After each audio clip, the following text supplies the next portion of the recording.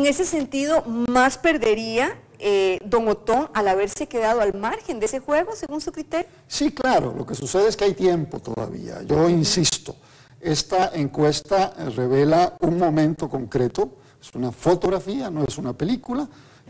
Históricamente el partido Acción Ciudadana ha remontado en el mes de enero, no solo porque lo diga yo, sino que en las dos elecciones anteriores así ha sido, por lo menos así lo explican algunas de estas mismas compañías encuestadoras, donde dicen que ha brincado entre un 15 y un 23% en el mes de enero. Habría que ver si también esta encuesta que estamos comentando no produce también un remesón en el PAC. Sin embargo, ¿diría usted que el gran perdedor es el PAC en todo esto o es doña Laura?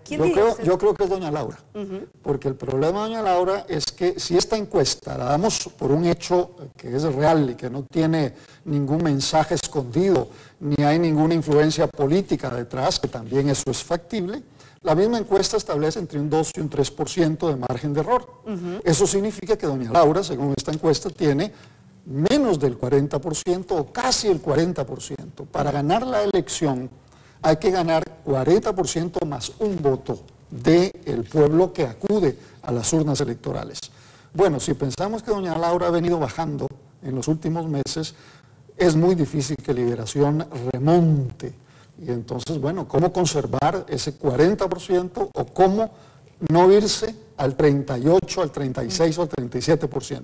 Si eso sucediera, entonces estaríamos frente al fenómeno que ya tuvimos en la administración, en dos administraciones anteriores, con el presidente Abel Pacheco y don Rolando Araya, que tuvieron que ir a una segunda ronda electoral. De darse una segunda ronda electoral, ¿quién capitalizaría los votos? Porque la segunda ronda sería entre, si esta encuesta es la referencia entre doña Laura y don Otto. Bueno, ¿a quién le darían su adhesión, por ejemplo, los votantes del PAC o los votantes socialcristianos? Mire, a mí ideológicamente me resulta muy sorprendente esta encuesta, porque acabamos de vivir un proceso donde el país se dividió casi a la mitad, a favor del TLC y en contra del TLC. Había casi un 50 y un 50% enfrentados.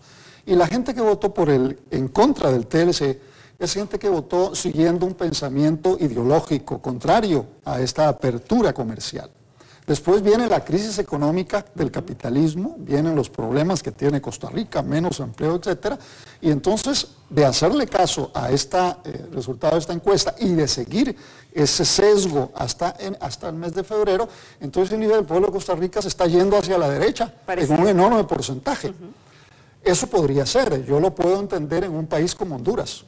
Pero en un país como Costa Rica, con libertades, con un país que por lo general vota al centro, que quiere una economía, digamos, de solidaridad humana, me parece un poquito difícil que todo ese 50%, un gran porcentaje de ese 50% que votó contra el TLC, ahora apoye opciones de derecha, sobre todo que el planteamiento de Otto Guevara es de derecha, más de derecha que la misma Laura. En todo caso, si esos son los candidatos, los que parecen ser dos candidatos, entonces, bueno, toda la gente que está en el centro y a la izquierda tendría que ver cuál de los dos es menos extremista y tomar su decisión. Pero eso también depende de muchas variables, del tipo de campaña electoral, de la presencia de los debates. Porque si tomamos esta encuesta como referencia, pues esta pareciera ser la tendencia, que ellos dos son los candidatos que tendrían que enfrentarse a una segunda ronda. Como analista político y con un poco de experiencia años atrás, yo diría que esto es apenas un indicio. No es seguro hacer tal afirmación. Más bien deberíamos pensar que efectivamente doña Laura le va a ser muy difícil llegar al 40% y ante la posibilidad de una segunda ronda electoral habría que ver si don Otto o don Otón Solís ganan esa carrera en enero. Eso significa que todo está por jugarse. Vamos a ver qué sucede en las reacciones de la campaña electoral propagandística en estas próximas 2 semanas y sobre todo la carrera final, el sprint final que será en enero. Y está por verse también si Liberación Nacional, si doña Laura retoma el camino, porque tenía una ventaja impresionante hace poquito. Sí, pero recordemos hace 4 años también, la misma encuesta publicada por el mismo medio, La Nación, le dio a don Oscar Arias más del 60% de intención del voto. Llegó febrero y casi no gana las elecciones, con 40 y un poquitico más.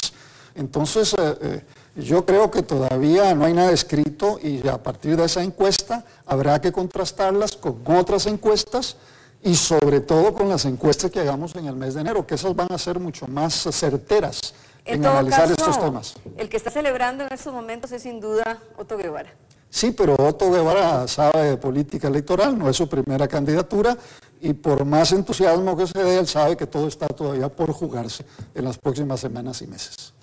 El abstencionismo también preocupa en este sentido. La encuesta marca también un elevado índice de abstencionismo. La encuesta de Borge, esta encuesta, las encuestas que hace la Universidad de Costa Rica, que también son muy serias, proyectan un abstencionismo del 37 al 39%.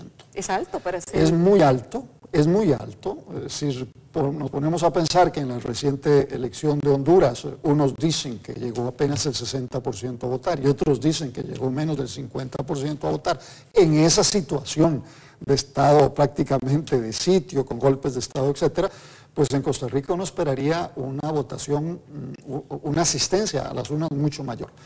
Pero el problema es que hay un desgaste, hay una falta de credibilidad de miles y miles de electores en los partidos políticos, ya no solo en los tradicionales, en general, en los políticos que ofrecen y no cumplen. Esto lo digo inclusive con la actual administración que concluye, y entonces hay una decepción. Y otros van más allá, otros dicen, no, yo voy a protestar. Y mi forma de protestar es no votando y aumentando el porcentaje de abstencionismo para ver si los políticos y los partidos se renuevan o toman en serio al pueblo elector. Y yo me temo que a lo mejor podríamos tener una abstención de más del 40% en esta futura que sería cita lamentable, electoral. Porque es nuestra mejor herramienta también el voto. Bueno, sí, es lamentable. Usted y yo vamos a ir a votar, pero yo no puedo negarle el derecho a los ciudadanos y ciudadanas que consideren o por protesta o porque simplemente consideran que esa elección no representa ningún cambio porque es más de lo mismo, pues que no lo hagan. Por más que yo quisiera que todos fueran, pero la realidad es como es y hay que sacar las experiencias de esa realidad. Muchas gracias, don Francisco, por estar con nosotros en Las Noticias.